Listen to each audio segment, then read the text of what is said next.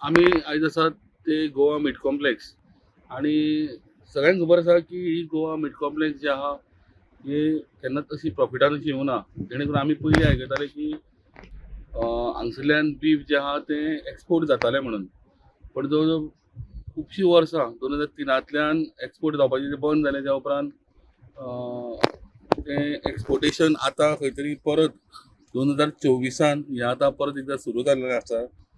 आणि हे सुरू जावपा कारण म्हणल्यार आतां 2022 एक जो एग्रीमेंट केला गोवा मीट कॉम्प्लेक्सान, जो एग्रीमेंट आसा सनफेस एग्रो फूड प्रायवेट लिमिटेड ह्या कंपनी कडेन. आणि जेणे करून आतां जे मीट कॉम्प्लेक्साचे जे मांस हांगा जे कतल जाता ते स्लॉटर जाल्ले मांस जे आहा ते एक्सपोर्ट जातले. आनी ऑलरेडी एक कंटेनर तेंचो इराक हांगासर ऑलरेडी डिस्पॅच जाल्लो आसा.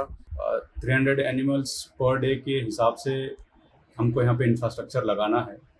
End secondly the import of life stock from neighbouring state.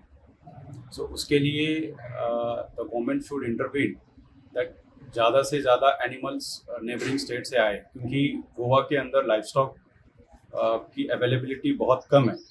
So the vehicles which we are carrying animals are certified by RTOs.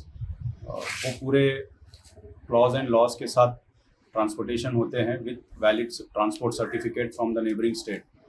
उसके बावजूद भी बहुत सारे लोगों ने गाड़ियों को रुकाना, ड्राइवरों को मारना, तो ये सब चीज़ें हुई है. तो हमने गवर्नमेंट और यहाँ के ऑफिशियल्स को उसकी रिपोर्ट दी.